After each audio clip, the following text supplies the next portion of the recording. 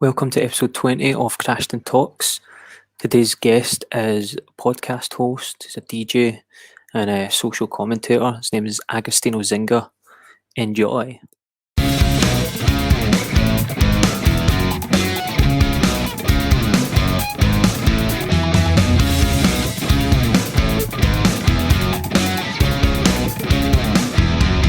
Thanks very much for doing this. Yeah, no worries, man. No worries. I've been keeping up with a lot of the kind of episodes of the podcast you've been doing, and sweet. some of the clips and stuff on YouTube. Sweet. It came up recommended a few times before I actually subscribed to your channel, and I'd watched them a couple of times, man. It was really cool. Yeah, that's a plan. Whilst I'm at home, just try and pump out as much as possible, man. Yeah, of course, man. So you've got a lot of content, man. There's a lot of stuff on your channel. How long have you been doing the podcast? For a while, man. I don't know when I started. I think I'm gonna say 2013. Maybe I did a couple. Right. But I've been listening to them for a while, so it's just one of those things that when you do something, when you start enjoying something long enough, you in my mind at least, you get a bit of a you're like, I should try it myself. Yeah. And I gave it a go, and then I just I find it easy to talk about things, I guess, and to ramble on and on, which makes it good for that kind of platform. I've just kind of got lucky in that respect. So yeah, just do it, and then plus as well, for me it was quite therapeutic, I guess, just to be able to kind of brain dump and release all those things I've kind of been thinking about, mulling over in my head, stuff that you can't necessarily speak to everybody about. You just sort of turn on the camera, press record, and just start going. Yeah. And then since then, just I said with the pandemic as well, it kind of made things a bit easier, kind of streamlined things a bit in terms of what to do. So I just thought, why not just keep recording, putting out content, and just go from there, really, just to kind of enjoy myself, have a bit of fun, and go from there. You're really good at it as well, man. And I've noticed just in the sort of few weeks that I've been keeping up with your channel, there's a lot of people it's gaining momentum. There's a lot of people saying the same stuff that I was thinking as well. It's just refreshing to hear a sort of neutral take on things as well. A lot of people tend to take firm opinions on certain issues and stuff, man. And I really like your approach to a lot of the stuff that you do, man. Yeah, I appreciate that. Yeah, I think, as you know, man, anything, I guess, there's not really anything I think in social or in the content game that you can really do quickly. Everything just takes time. You just got to just keep plugging away at it. In one, I think SoundCloud's a good example. I've got a few friends that are in bands, and they used to get really frustrated when you put your all into a demo, you put the EP up, especially since prior to Spotify. Yeah, and you're just getting no listens. You're getting absolutely no traction, and it just feels so demoralizing. But unfortunately, that's the only way to go. You just have to start from zero, and then you kind of incrementally work your way up. And especially if you're doing something that you kind of enjoy, it kind of does help. And then in terms of being a neutral voice, I think that was part of the reason why I guess I kind of started as well. It seemed like in most topics anyway, I don't know why, people always seem to be very much either on one side or the other. There isn't kind of understanding where both sides are coming from. It's always kind of overreacting really angrily, or kind of being passive and forgiving of everything. So I think sometimes just being a little bit honest and saying that is an advantage. But I also see that there is something to be said for the people that get the highest numbers are the ones that kind of operate on either end. That's kind of the game that people play. So if you really want to get your numbers up quickly and you want to grow really exponentially quickly, just start going on there and just trashing people. Yeah, just go at them, even if you don't know them, or just be overly apologetic, and then you'll gain fans. But if you try and be reasonable and somewhat, as a grown up about it, it's a bit more of a slower build up. Yeah.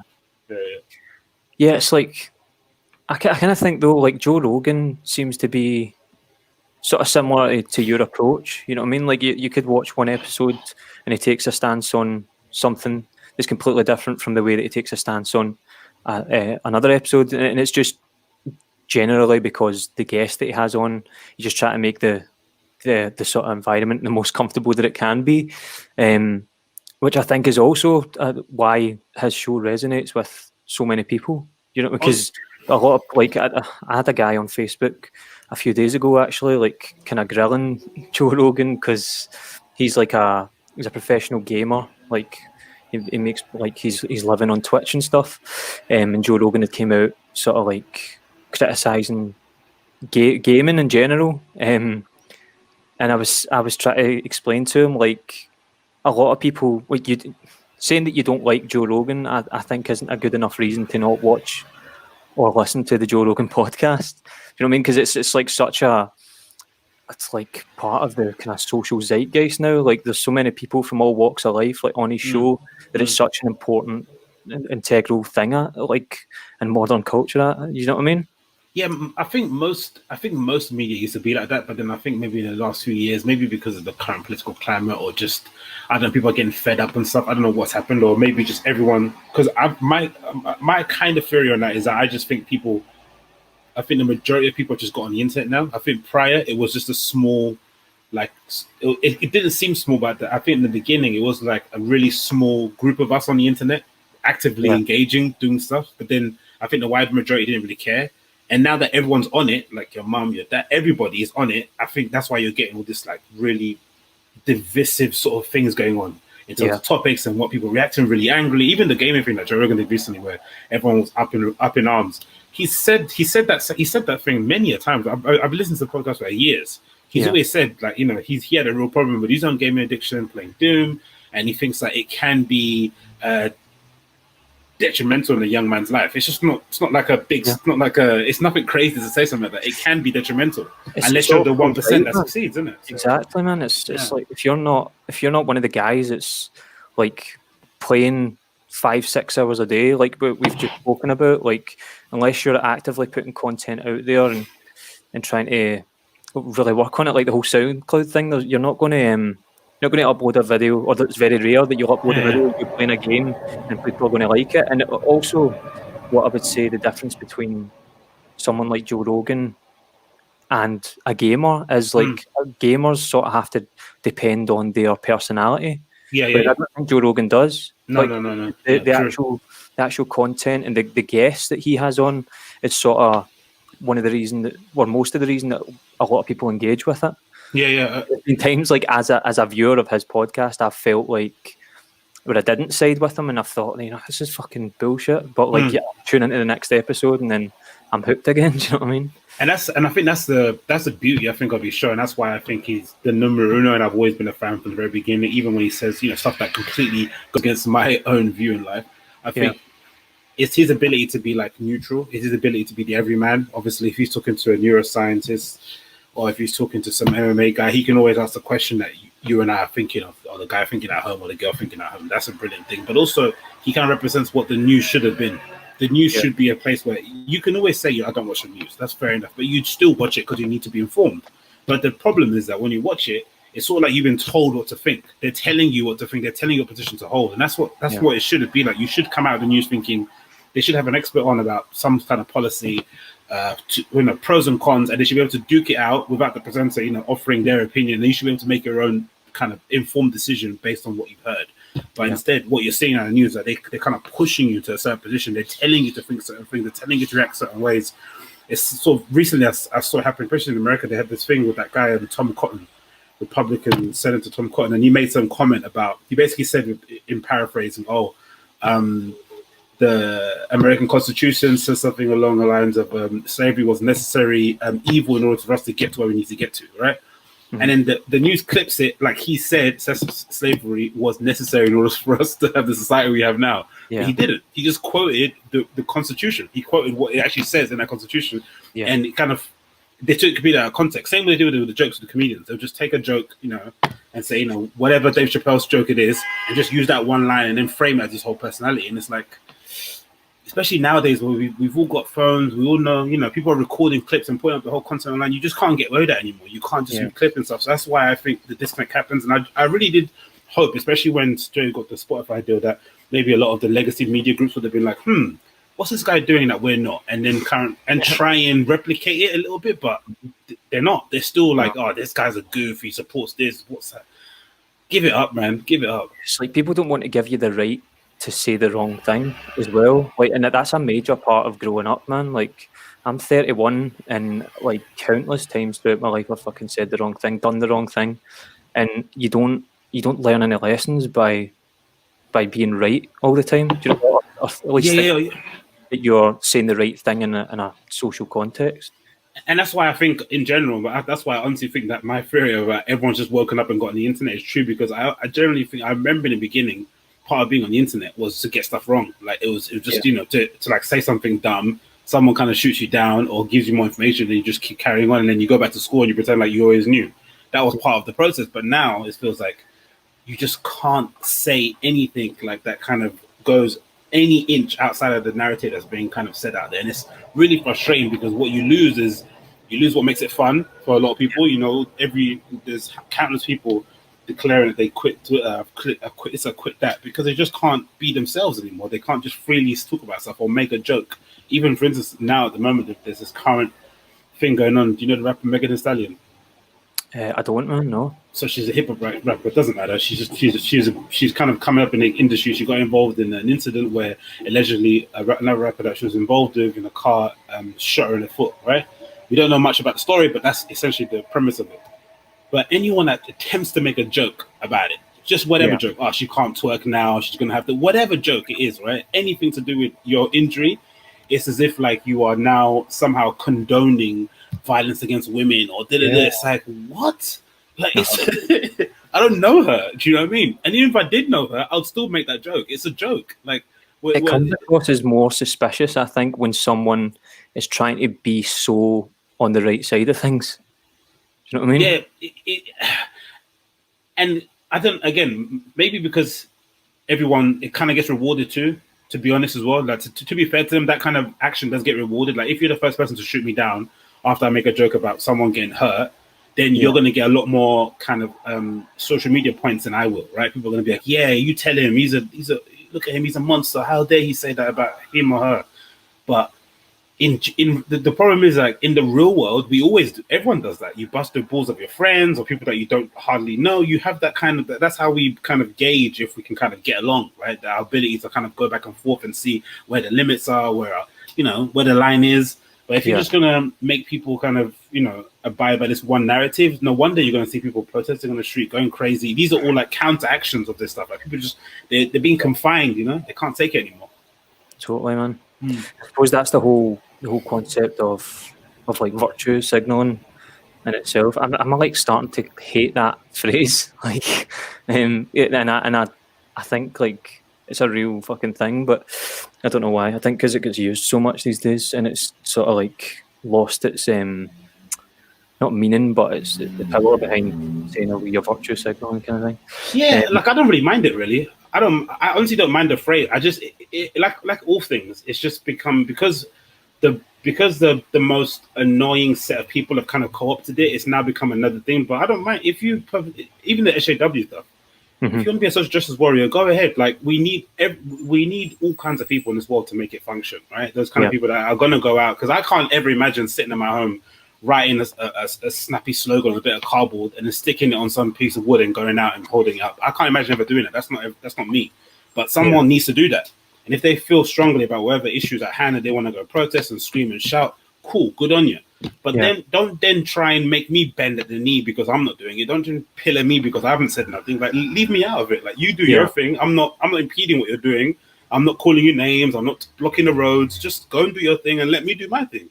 But that's the issue. They don't. They just try and bend at the knee. These things do start to sort of like even themselves out. And like, I'm saying that in probably the most like bonkers time in like modern history. But like see the whole, I don't know if you've been following like the Johnny Depp and Amber Heard. Oh yeah. Like that to me is like the most prolific moment in this whole like social justice warrior thing, because the Me Too movement started off as this sort of revealing that there's groups in sort of like Hollywood and government and even just in the workplace that are genuinely doing wrong things, you know what I mean? And it turned into these people that just wanted to have their 15 minutes, man. And one of those people to me was Amber Heard, and it was so obvious at the time. Like even under some of the posts that were like kind of in agreement with her, there was like already articles showing you like pictures of Johnny Depp with bruises and his finger cut off and all of that stuff. And I remember that it was like 2017, that whole thing. Yeah. It already that's a good point, because that story already sounded off from the very beginning. It's sort of similar to the Jussie Smollett thing, right? Immediately when you heard it, you were like, that doesn't seem real. And especially once, like I said, the issue isn't that these narcissists who have essentially dedicated their lives to trying to make it into Hollywood, no matter what, are doing crazy stuff to make it, because that's always going to happen. The problem is, once the news gets a hold of it, they try and spin it and make you think a certain way. So even the Jussie Smollett stuff, they immediately went on the offensive. His friends, everybody posting, "Get well soon. We're praying for you." All this nonsense. The Amber Heard stuff. Listen to the victim. The story already. If you look at both stories, they're already messy from the beginning. You don't need to make us think anything, because we can make our own mind up. If you're a Jussie Smollett fan, you're always going to back him anyway. No one's going to tell you anything different. If you believe a woman, you're never going to not believe Amber Heard. But allow everyone else to make their mind up.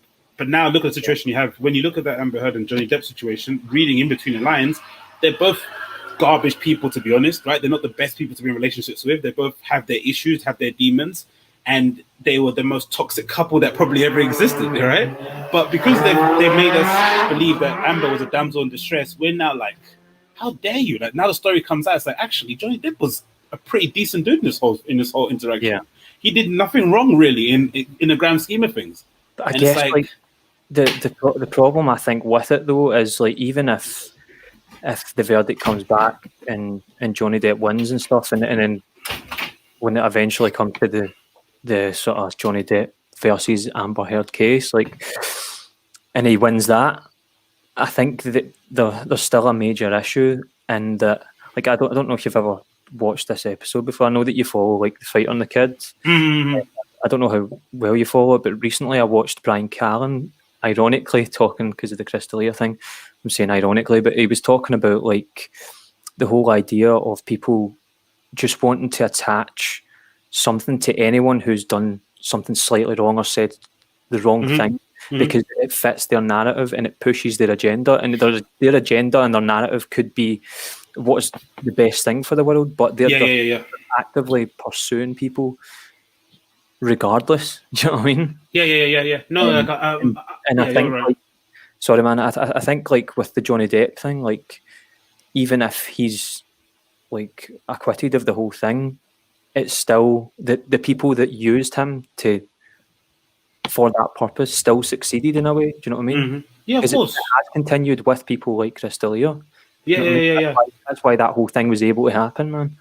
Which is why it's quite laughable whenever someone argues and says, "Oh, cancel culture doesn't exist. It's not a thing." It's like, it might not exist in like the idea of, like, you're never going to see Johnny Depp working at bloody JD Sports or something, right? Because of what's happened to this. He's not going to suddenly be working in some office job somewhere. That's true. Fair enough. He's always going to have some level of wealth and success, or whatever it may be. But the issue is it's just the stink. It's the funk that sticks on you for a long, long time. And then part of, like you said before, it's like the issue with it is that they're not going into this with good intentions. They're going into this mostly because they want to hammer this guy because they don't like him.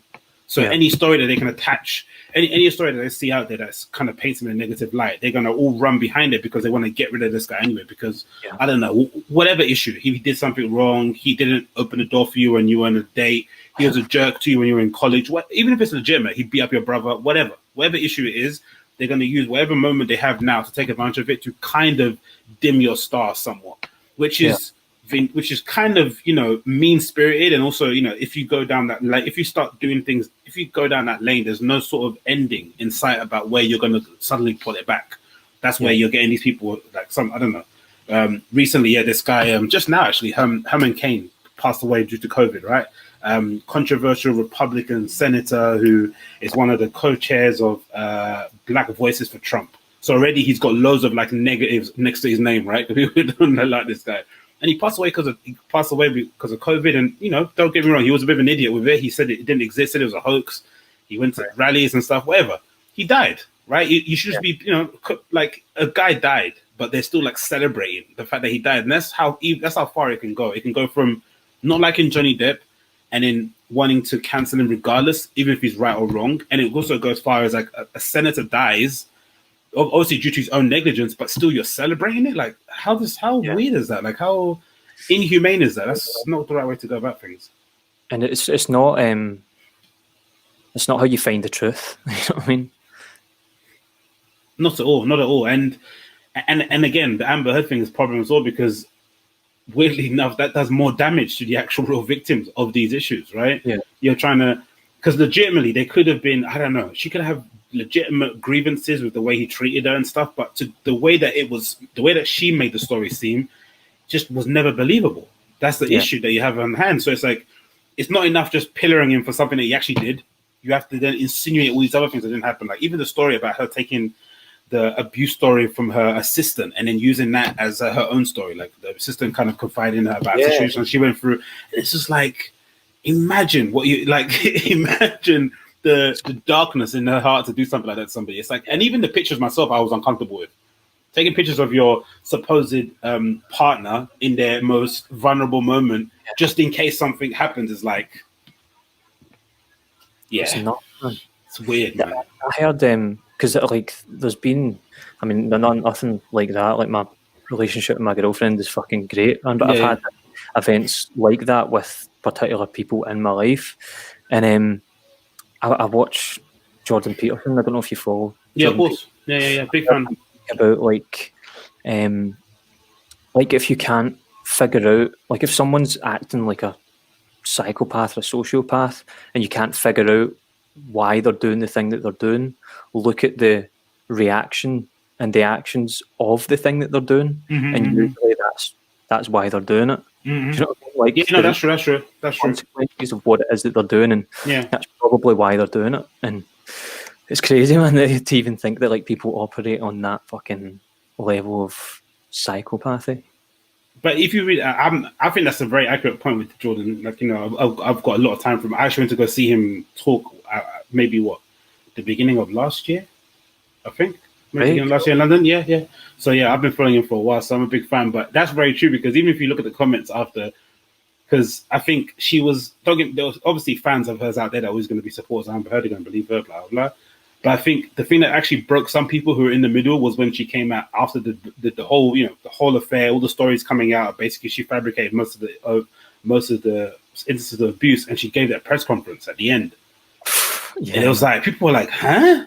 Like, imagine everything you've gone through in a court case, right? Reliving all these traumatic moments, and then you're the one speaking. You're not even your spokesperson or your agent or your manager. She's front and center with her hair, you know, stripped back, grinning, talking about all the support. It's like, what? I think that really opened people's eyes. I'm like, okay, you are truly on some other scale of like, you know, manipulative, man. Yeah, super crazy. That's maybe like a bolder position to take on it, man. But I guess I don't know. Like fucking most people had been posting about it, like on Twitter and YouTube, like sort of siding with Johnny Depp, and I think like you sort of hit the nail on the head by saying it's obviously been quite a volatile relationship in general for it to have come to a fucking global court. Honestly, you cannot read that Rolling Stones article about Johnny Depp, about him spending, I don't know, what is it, 600,000, I don't know, whatever stupid amount that you wouldn't spend on wine and on like, whatever, it's just dumb stuff, right? He's gone through money like no one else. He's gone through money like at the height of Mike Tyson.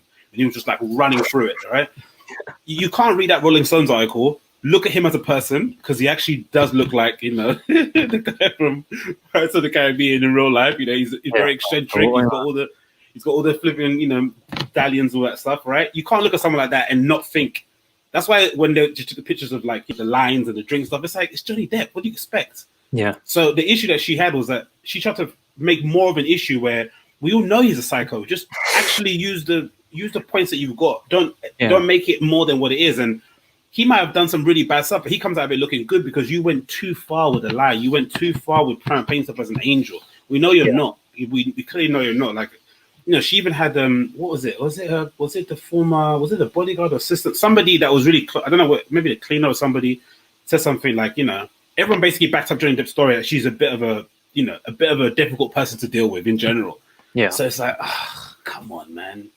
But I'm just hoping the lessons are learned there in terms of just, you know, usually from my experience, especially from friends or relations I've been in, it does take two to tango. It's very rare in a relationship that you just get one toxic person. It's usually you're both bringing out the worst in each other. Let's just be adults and say, hey, it's not working out, let's go to someone else. But don't blame that person because you're doing the same thing to him, aren't you? It's like, yeah. yeah. I've got a friend who was like in quite a toxic relationship, and he said to me, like, when this person acts a particular way, it speaks to the illness in me. It speaks to the person in me that isn't right. Do you know what I mean? That isn't that's willing to fight and be hostile and volatile and all that stuff, man. It's a really, like, I think that's quite a fucking true thing, man. You know what I mean? Yeah. And it's love as well. It's one of those things you can't, people, you can't help but who you fall in love with. It's true. It's just what it is. It's just the unexplainable. Just messy stuff happens, but to understand that, and then to take pictures of your partner when they're in their most vulnerable moments, to make out as if they're abusive, your life was in danger, to make yourself look at the damsel in distress, to just make it all about that person, not take any personal responsibility yourself, and then publicize that, go to the courts. It's just like, I don't know. Who knows? Yeah, most people that are being abused, that are victims of domestic abuse, are like so busy trying to understand why they've been put through that to be taking fucking pictures. I mean, or trying to put your life together, you know? I don't know, whatever. Like, your life is in disarray. You've kind of, quote unquote, wasted 2 years of your life with somebody who you thought was one person and changes into another person. You've lost, because usually, you know, being in a tough relationship, you lose friends, you lose family members. Like, it doesn't only end with you. It kind of impacts everybody in your kind of, you know, orbit. To take that time and to be like, I'm gonna go and make myself a witness for this case. And it's like, what are you doing? Like, what are you doing? Totally, man. So now that we've done some victim shaming, I watched your about Crystalia, actually. Yeah. And I thought it'd be cool to kind of to dive into that a little bit, man, because I thought it was weird how quiet the whole thing has become, and the fact that he hasn't even spoken out about it at all. Other than the kind of initial article. You'd actually, it's through you I actually started following the Takeover podcast. Is it Michael Linoke, who was the guy that was open for him and stuff? His take was actually kind of interesting, man. So it's like, again, like, quite refreshing to hear someone be like, this is a human being, this is a guy, you know what I mean? Like, weird, man. What are your sort of thoughts on that? Oh, it's just, I think that is just, if anything, it's triggering, because I've always, it's triggering because I guess that kind of consortium of people, I remember because I got introduced to them through Joe Rogan. So from my perspective, when I got introduced to them, I was kind of at a bit of a crossroads in terms of what I wanted to do in my own career and stuff, right?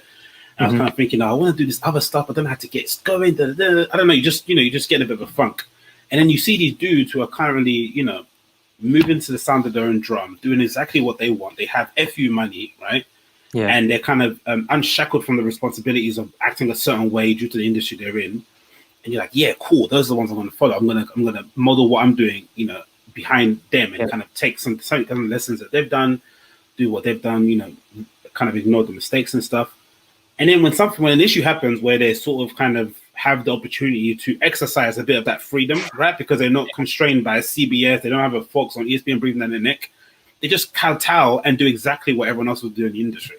Yeah. And in the process, they throw their kind of the friend that they're purporting to be their friend on social. They throw him under the bus, and it's just like, it's insane. It's insane. I've seen a few people say that same thing as well. And like, initially when I was watching the videos, I was like, well, there's nothing really on the front of it that seems like they're throwing them under the bus, but it's the actual terminology. Like, it's all worded in such a way to disassociate themselves from it, and not say anything particularly harmful to Crystalia, which is probably their thoughts behind it. Is I'll say something that addresses it but doesn't directly mention him, and I can just get out of talking about it.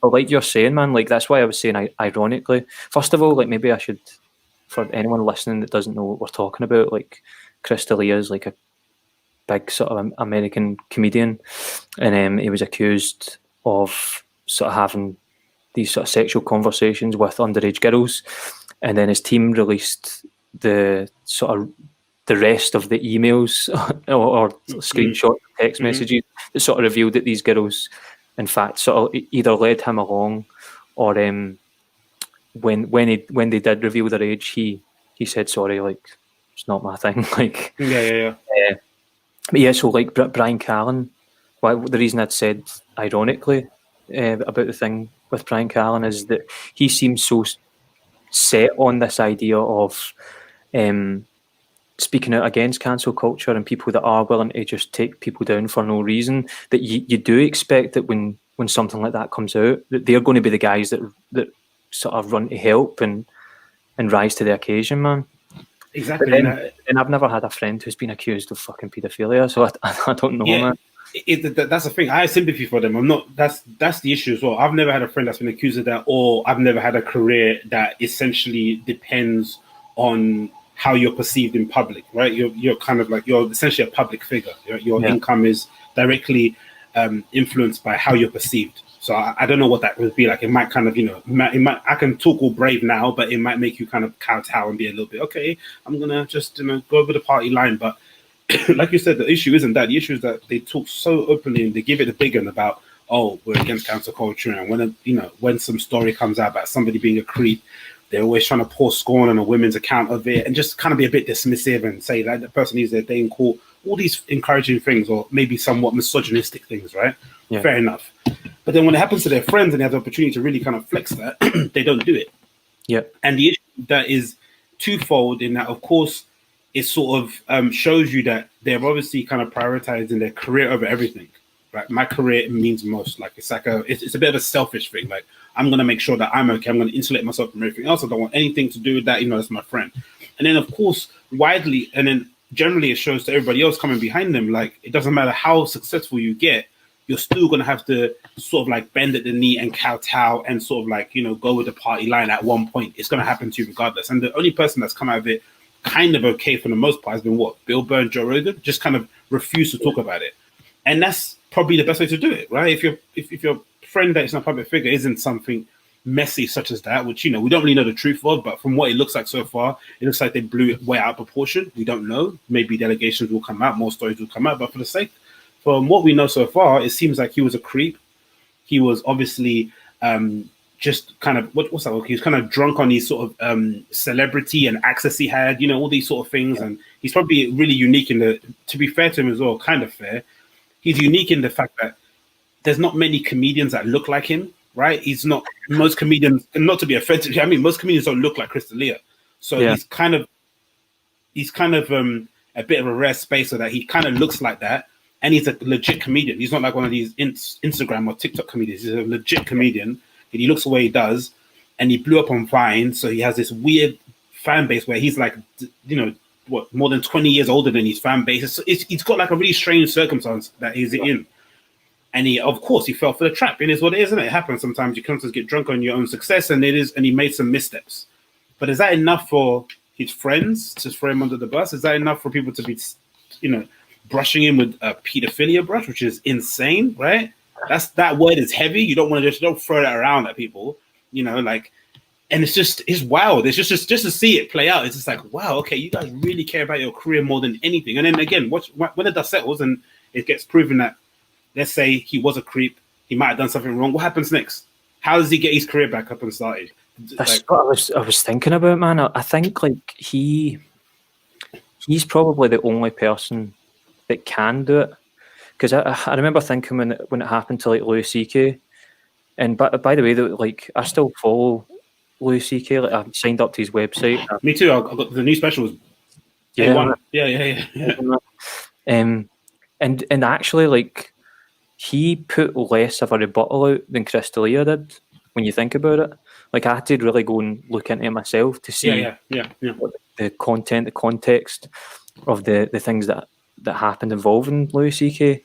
And Louis C.K.'s managed to have a comeback. But if there's anyone that could sort of salvage their career, it's probably Chris D'Elia. Like he could just fucking put out an episode of his podcast. All the people could tune in and nobody could refute it. Do you know what I mean? Like he could just have a conversation with himself almost. So I find it strange that there's no one in his team that's actually suggested that he do that. That's the thing that I've always wondered, because I think I think that's where a PR, what's it, a crisis manager really earns their money, right? Whoever is out there who's kind of like, because I'm sure there's someone in Hollywood that kind of deals with that, like how to get yourself uncancelled. I think the best thing for those good dudes, especially if you're a guy who goes an influencer, public figure that doesn't you necessarily make all your money from YouTube or Instagram, and you don't really have you're not part of a network, you're not on, I don't know, you're not on Modern Family or something. The best thing about that is that most people that are following you are your fans. So regardless of what, really, to some extent, you've seen it all happen all the time. Jeffree Star's going through something, all these kind of figures. Regardless of what you do, you're kind of okay because your fans are your fans. You might lose some, but you are going to keep a majority. You're not ever gonna have to work a normal job again. They're always gonna sustain you. They're always gonna be your fans. It's sort of that kind of 1,000 true fans theory. If you get 1,000 true fans, you never have to work another day in your life, right? They're gonna always kind of back and support you. I guess the issue for those guys is that they were kind of, they don't ever seem content with the fans they have. They always, except for maybe a Joe Rogan, he seems like he's okay with where he is. He doesn't need to be any bigger or any smaller.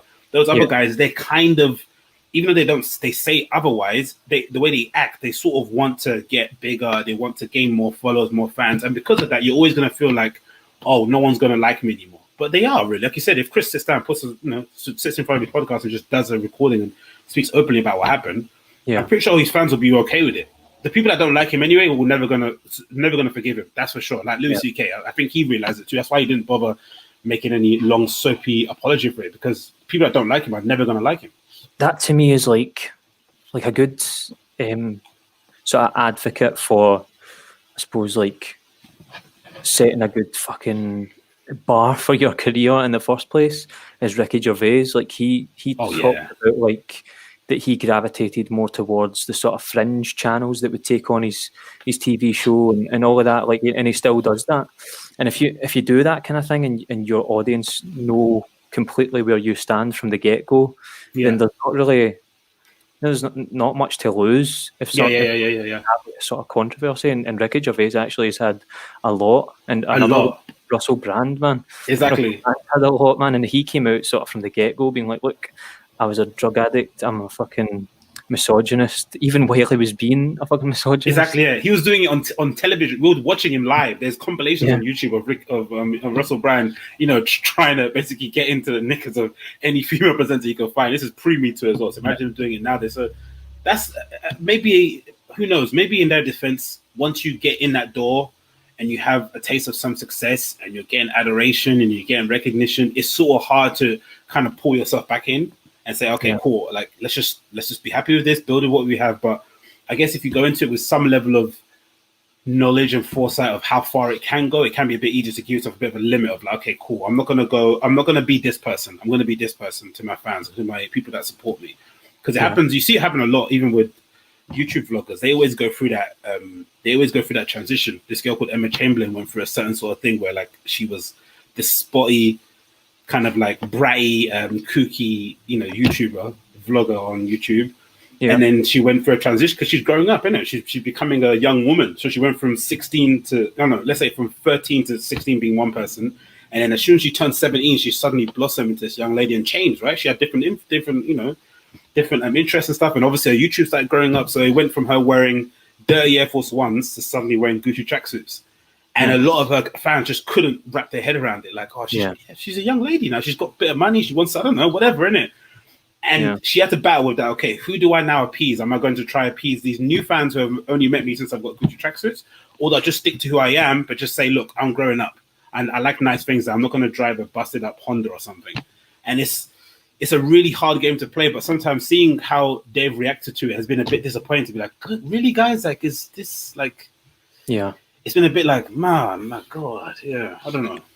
It's changed my whole thought process behind, like, I'm a musician, man, and I was in a band before. The whole like career that we had, man, was spent trying to like think about how we build our audience, trying to a wider audience, and it got to the point where we were writing songs just so that people would like them. You know what I mean? We're doing really well, and we're like, right, well, we need to write a fucking great melody for this chorus. Do you know what I mean? Like, just so that we try and build a fan base. And eventually, in the small career that we had like a good sort of UK-based fan base, and like for me anyway, man, I would turn up to the venues and you'd be meeting people, and it's cool that they want to come and see your music and stuff, but there's a disconnect there between you and them. Do you know what I mean? Like they know something about you, but they don't actually know who you are, and then you have to live up to the thing that they think they know. Do you know what I mean? Yeah. It's this fucking weird thing, man.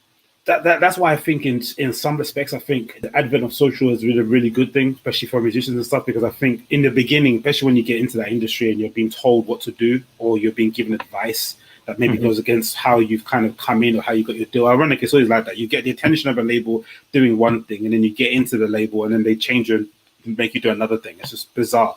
But when that happens, it's kind of hard not to listen because you have no experience. You don't know anything, right? You're broke. You're working all your life. It feels like to get to this goal. You finally get to it. The last thing you're gonna do is not listen to this person who looks like they know what they're talking about. But now I think with social, what it's showing you is that you don't need to listen to them because you can just talk directly to your fans who are going to back you regardless. There's loads of people that you stumble upon on YouTube and you just have no idea who they are, and they've got views in the hundreds of thousands of millions. You're like, who the hell is this person? Because they're operating exactly in their niche. They're not trying to be Sam Smith. They're not trying to be Billie Eilish. And that's what allows you to just do your music and do your thing. But I think you have to accept kind of like it's kind of give or take. You're going to have to accept that you're not going to be as famous as maybe you wanted to when you were younger. That kind of fanciful image. But I think there's enough cautionary tales, Justin Bieber, Britney Spears. There's enough of those cautionary tales for you to know that it's not all it's cracked up to be either, to be that person, because it takes a certain person to, the common adage is that, you get so successful to a point where you kind of isolate yourself because you can't go to a shopping mall. Does everybody want that? No, some people do like that. You look at the Paul brothers when they were doing their vlogs and they used to run through shopping centers with their cameras, everyone chasing them. Some people like that adoration, that attention. Some people just can't hack it. So you need to be aware that, hey, if you want to be Justin Bieber, there's a lot that goes with it. There's a lot of kind of turmoil and pain and stuff that comes with it. But you can also be very successful, have a great career, and just work on your terms, but just addressing to your fans. But I don't know, I guess once you taste a little bit of success, it must be hard to just, to kind of rein it back. I don't know what it is, but for me, if I was in a band and I was doing something like that, I would be like, no, let's just hone our sound, get our fans to appreciate what exactly that we do, know us in a kind of intimate level. It would be a nightmare to blow up off of a song you don't like. Imagine that. You're having to perform that week in, week out on tour. You don't even like this song, and it's the most popular song you have. It's like, and it didn't come from a sincere place. Exactly. It's fucking. I think I follow a guy called Tom DeLonge, who was in Blink-182. Yeah. And he's got a band called Angels and Airwaves now, and it obviously is not going back to Blink-182, and the fans fucking hate it. But Blink-182 were a prime example of that, man. They specifically wrote songs because the label were like, we still don't have a single for this album. We don't have fucking 2 or 3 singles, and they went into a room and they were like, right, well, let's write a fucking song with a bunch of nanas in it. And, and that's it, man. But I think I don't know, but it's weird that I'm saying, because I remember seeing the other day some big TikTok kid got signed to Warner Music, and they've got a new division now where they're signing a lot of TikTok people. But I guess weirdly enough, it's kind of going back to that, because those kids, I don't know if they're coming into it with any kind of idea what music they want to make. And if you're a label, you just want to leverage their numbers. So you've got 10 million followers. I want those followers to buy singles or albums so that I can make money as an agent. So you kind of have to tell them what to do, because I don't know if those kids have any idea what kind of music they want to make. But I think as well, they're not really, you're not going to view them as a musician. They're just kind of capitalizing on the bit of fame they have, right? It's like standing in front of a car. It's not like, whatever. But I think if you're an actual artist that actually wants to make music, you owe it to yourself to just do your thing. It's going to be a slower grind, but then the benefit of it at the end of the road is that you're going to get to enjoy a career that you're kind of proud of. You're not going to want, you're not going to be that person that's doing stuff just for the check, or that's performing in weird places and, having to just do things that just go against any kind of artistic integrity or whatever it may be, because you don't need to now. You honestly don't. You can do it. There's loads of people that tour, just in this country alone, that we don't know about, that just have a good career. They're able to, make a decent amount of money, put a roof over their heads, take their wives on holiday and stuff, and that should be good enough, really. But I think and I've spoken about this before on the podcast, but I think there's a a sort of place for those people as well, like the TikTok artists that you're talking about, where like you get songwriters who can't sing and you get singers who can't songwrite, and sometimes those worlds do just need to collide, and people aren't under any sort of false premise when they see like Britney Spears when she first came out. Like no one was being presented with Led Zeppelin. Do you know what I mean? And no one was under the impression that yeah, exactly. True. Yeah, you knew exactly what it was. So like I think there is a place for it. Maybe what I would say though is like that when these young people are signing record contracts and stuff, obviously they're usually with their parents and probably a lawyer, provided by the record company that they're signing with, which is a fucking like stupid thing to do. I would say that you should actually be signing and setting out the sort of rules of the contract with a psychologist as well. You know, like what are the long-term effects going to be on this fucking old singer that we're fucking signing up? Do you know what I mean? Yeah, we, like to be fair as well. Because those stories are quite prevalent, especially in hip hop. They do it quite often. There's this, you know, the young psycho erratic kid, or even back in the day, in like with pop punk, there'd be like a guy that's quite clearly, you know, has substance abuse issues, but because he's so wild and erratic, that kind of gets fans. You sign him to a deal, you know, give him a crazy advance, and he goes, you know, and essentially, you know, dies off of an overdose or something. It happens often. But not to be callous, but I don't really put the responsibility in the record label's hands at all. I think it's mostly due to the artists themselves knowing exactly who they are as an artist and how they can approach it. And it's more so on them. And I think, especially now with the advent of information that's available, you really do owe it to yourself to kind of put yourself in a position where you are getting the most out of that deal. That's what you do. And then if the label wants to try and exploit you, they're going to exploit you anyway, regardless, because that's their kind of MO. So I don't really expect anything more from them. But the artists do owe it to themselves to be like, okay, cool.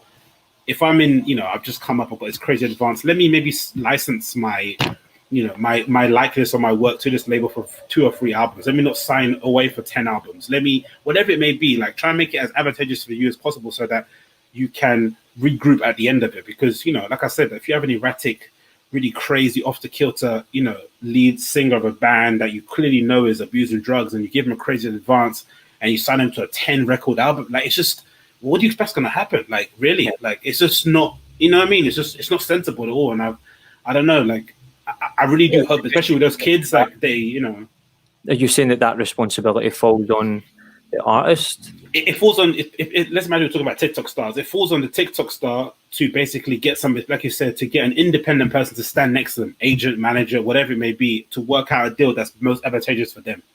Because who knows? A record label could come in as well, and you know, I don't know, some record labels might say, hey, you have to post about these other albums coming out on our label on your feed because you have 10 million followers. No.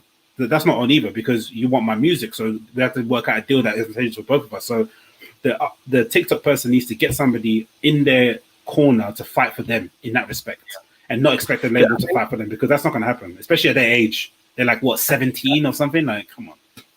That is like sort of rare though, because like what I believe happens is that like the record company, because like an artist like that that's sort of self-made on TikTok doesn't have any sort of background in the music industry. What record labels tend to do is go, well, like we'll appoint you this manager and we'll appoint you this lawyer so that you can do the terms of the contract. You know what I mean? They work for you, even though they've been appointed by the record label. Do you know what I mean? So they're all sort of working for the record label. What I think should maybe happen in those cases is like a sort of psychologist or psychiatrist can come in and make a sort of psychoanalysis before anybody does anything. Do you know what I mean? Yeah. No, for sure. That would eradicate the you know, the downfall of someone that isn't in a sort of good mental place and signs a fucking 10 album contract and ends up killing themselves. Do you know what I mean?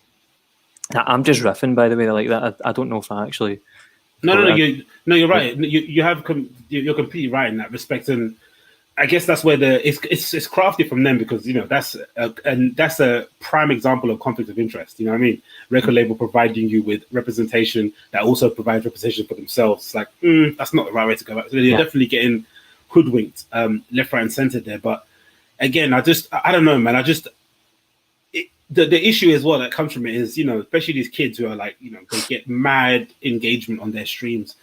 You really have to kind of sit there and question, like, what is the value of a stream anyway? And because you're definitely getting ripped off for sure. If you're somebody that's organically built up your TikTok to like 62 million people, there's, you're basically outselling or outperforming people that they're pumping money behind on your own, organically in your bedroom. So when they tell you that you're going to make, I don't know, half a penny on an album or on a single, it's like, what? Yeah. That doesn't make any sense. So it's so kind of the balance, the kind of the fairness balance is so much like more so on the record label side of things that the only kind of way to kind of get out of it is maybe to say like, hey, I'm going to sign knowing full well that you're going to fuck me. And the hope is that I'm going to get more out of it just from just having people know that I'm a recording artist. I've got a record label as opposed to making money out of it. Because thinking about it now, for sure, the labels are definitely screwing them over. There's no way they're not. It has to be. Man. Yeah, it has to be. Yeah. They don't like it, man. They don't like when someone's making money that they're not getting a piece of. Yeah. When it's within an industry that they appear to be the ones that own.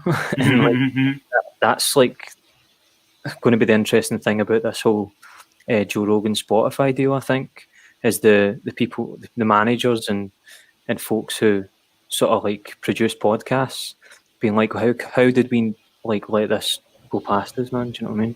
Yeah, I think the podcast people have been a little bit more. I don't know why. Maybe it's just musicians are just not.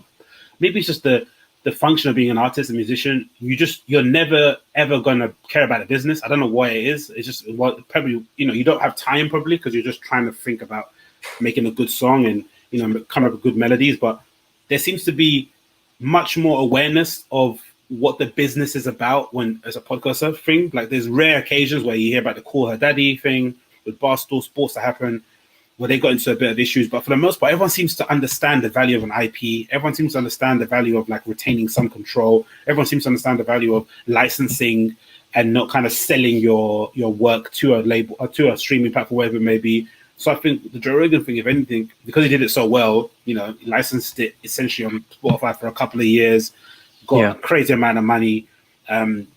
It's basically showing people a kind of a guide of like how to maneuver of like, okay, cool. Like if you maybe you're not going to get the same amount as he's going to get, but you can sort of leverage it in your favor and sort of say, hey, use my likeness for a set period of time.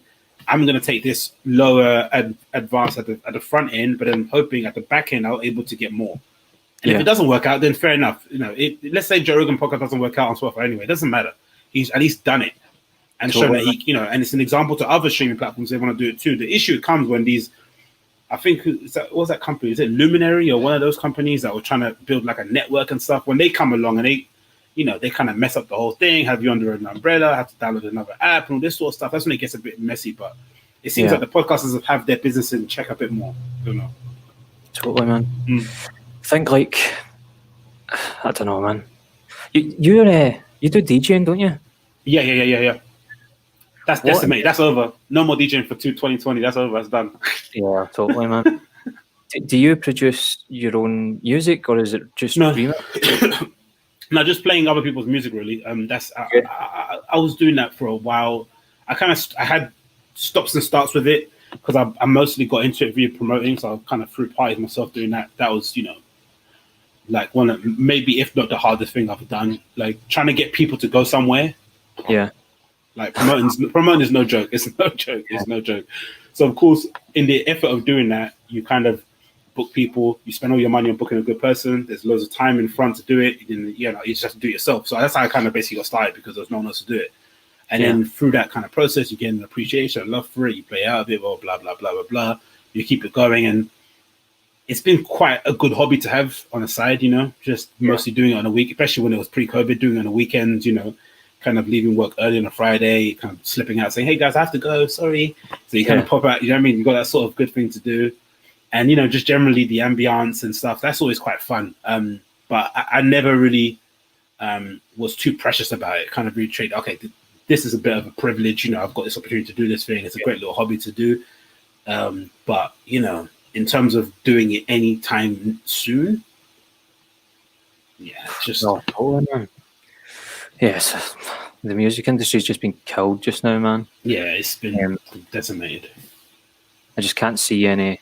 Like my main job is like singing a wedding band. Mm-hmm. So income, man, and I haven't done anything since March. Tried to do like a couple of the online gigs, man, and it's just my I don't know. It's just my inner fucking ego couldn't handle it, man. Do you know what I mean? It's just not the same. Oh, well, so what is so are they zooming your performance from where they are holding the wedding? Is that what they're doing? Oh no. So like, I don't know. You've probably seen like if you've got any musician friends like online, that, like people would just be going live on Facebook. Yeah. Of course, yeah. Put up like a what's it called? Like a PayPal link. Okay. Type thing. Mm-hmm. The first couple of gigs were all right. Like I made all right money from it, man. But it was like it's just not viable. Yeah, exactly. But that's and I think that's the issue. I think that people are seeing now is that pre-COVID, there's a particular group of people who have been, because I remember there's this guy I followed on Twitch who like essentially like every Friday or whatever when he came back from work, he just like DJ for like, I don't know, 6 hours. And that was his thing. Those guys are all right because they've accepted that their artistry is going to start and end on this platform. Like I'm okay with being like the singer on Facebook, the DJ on Twitch. But the issue is that once you've built what your idea of artistry is performing in front of people, right? Outside in bars and pubs and in community halls, whatever you are doing on a cruise, it's very difficult for you to accept this new reality of like sitting on your chair and playing. It doesn't make any sense. It doesn't work out. And unfortunately, the majority of artists are like that. The majority of artists are in your shoes where it's like they just can't get with it. So yeah. But the good thing is that I think as well, to be kind of optimistic about it, is that I think a lot of people are also like that too. A lot of people would much rather wait until things get back to normal and then go and see a proper show than try and enjoy something on the stream. It just doesn't I've tried to watch some DJ streams. It's just not the same. It just doesn't, So. And it's not like it's just not the environment for it. I mean, like when I done those gigs, it was apparent to me and it was apparent to the people that were tuning in that I was doing it because I needed paid. Yeah. Of course. If I'm performing so I do the weddings and I perform in bars and stuff like that. And when I do those gigs, like the bar gigs, I'm already paid by the venue.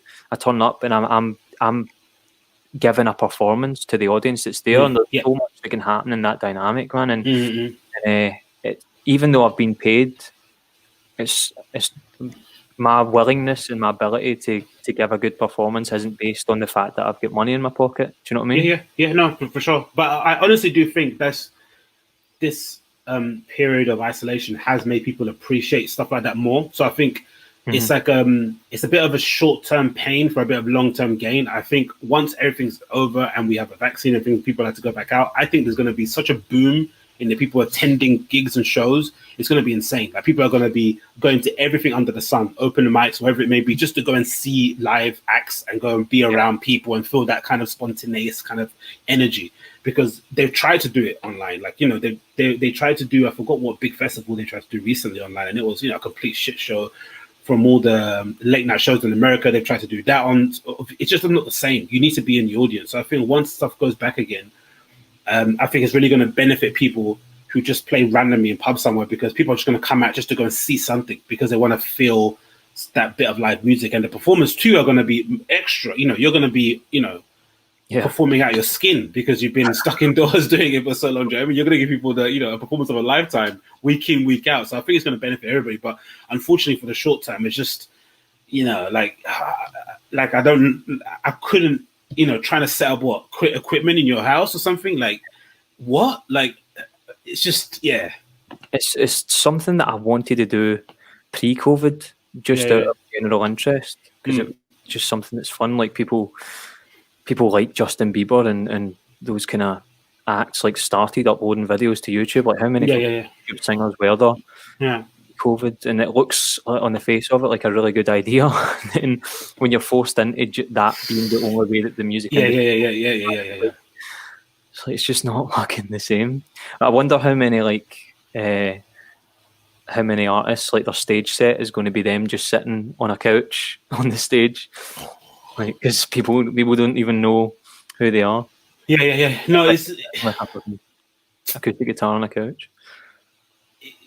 it's going to be like because you're kind of seeing it a little bit now. The first for live, especially all these other things are popping up, like the Chainsmokers got in trouble recently for putting on the show, and you're seeing that people are just gagging for it. They're at the fences waiting to get permission to kind of burst out.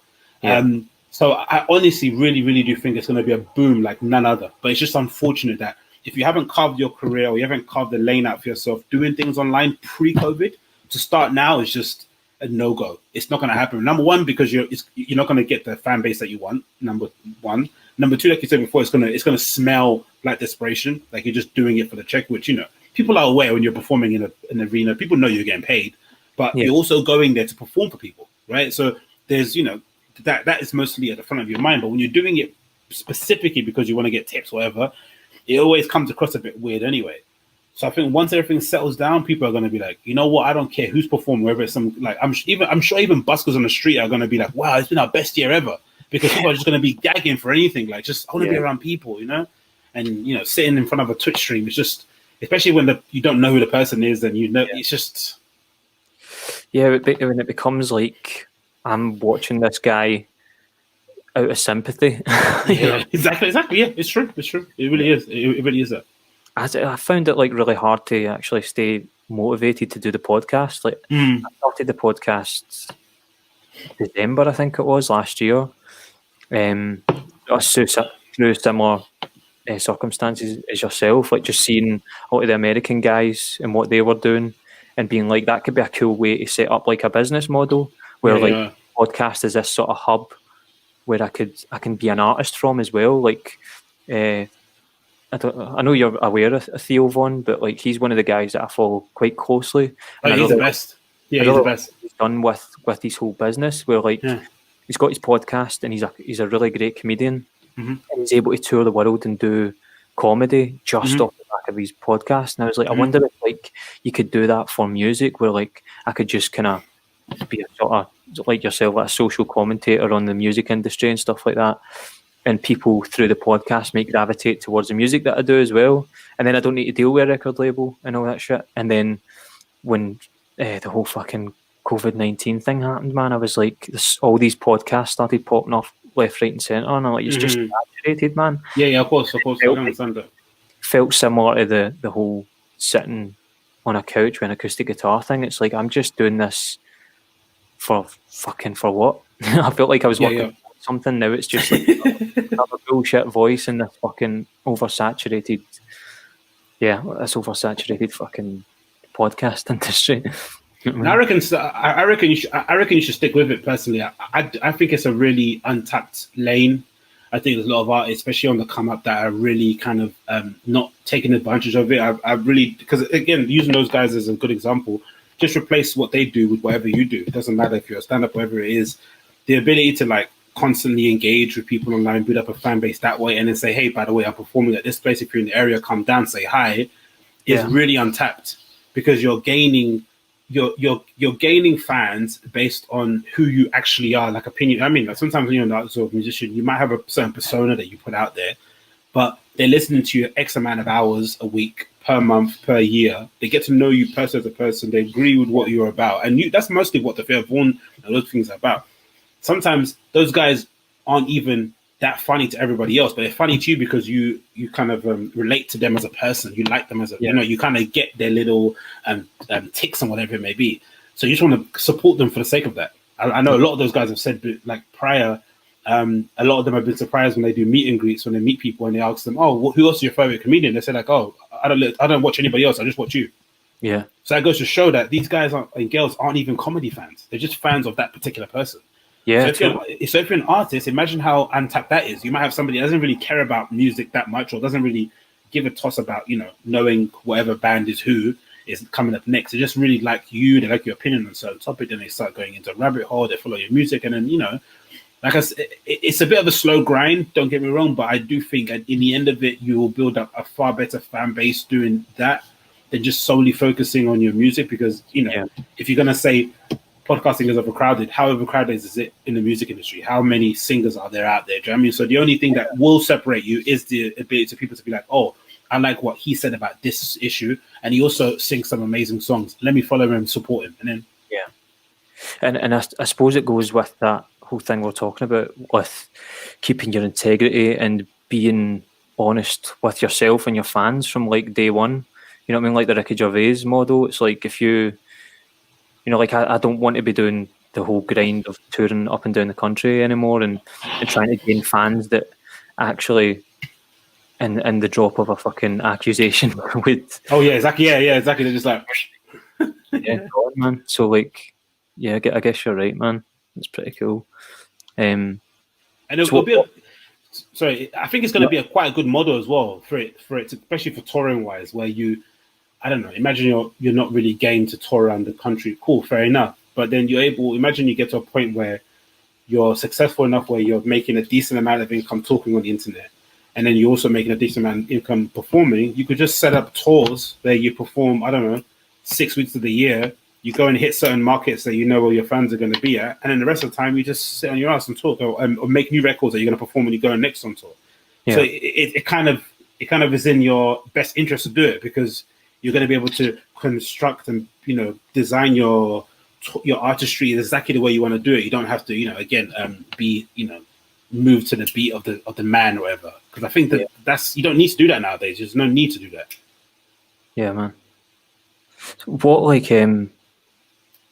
do you see for the future of your podcast? Like, do you see yourself getting guests on at any point, or are you just going to straight up? I don't really have any what's that word called? I don't attach any sort of outcome to it whatsoever. I just do it positively for fun. I don't have any ambition to it. Nothing. I can't do it because I quite find it funny. I read loads of bullshit articles on the internet. I just want to share. Don't want to keep annoying my friends with it. They don't really care about the stuff I talk about. So I'm just talking to the reefer, talking to the internet. And I just keep doing it. Again, I think it's a good avenue to sort of speak on stuff out there. If I can offer my little 2 pence, if people agree with it, fair enough. But for the most part, just keep doing what I'm doing. Probably not guess, just because I just like to just turn it on and get going. Not because of any sort of selfish reasons, just because of that. I think mostly that might be the main thing. And the only thing I have thinking about it, kind of plan-wise, is maybe get in the studio for it, somewhere where I can just have it already set up, just so I can turn it on and go again. Nothing else, but nothing too fat. Of course, nothing fancy. It's not going to be a Joe Rogan studio, but just somewhere, just literally a cupboard where I can just sit down and just press record and go. But apart from that, just keep plugging away, doing what I'm doing, and then live a rich and interesting life so I can talk about the internet, I guess. Yeah. Awesome, man. Mm-hmm. That's probably a good place for us to wrap up, man. We're sitting at no problem. It's just over an hour anyway. Perfect. Yeah, thanks very much for doing this, man. No problem. Awesome conversation, and I love what you're doing as well, man. Like, I'm a big fan. I'm going to keep following what you're doing. Do you want to let everyone know your handles and stuff and where they can find your podcast? Yeah, you can find it on YouTube. It's Agostinho Zinga Show. It's as you can see the spelling of my name on the screen maybe there, or it's Agostinho Zinga, spelled Zinga. You can find me on social with the same handle, all one word, on Instagram or Twitter. So follow me on there, say hi, and I'll say hi back if I'm not too busy. Awesome, man. Yeah. Perfect. Cool. Thanks very much, man. Thanks for doing that. No problem, man. Take care, man. Peace.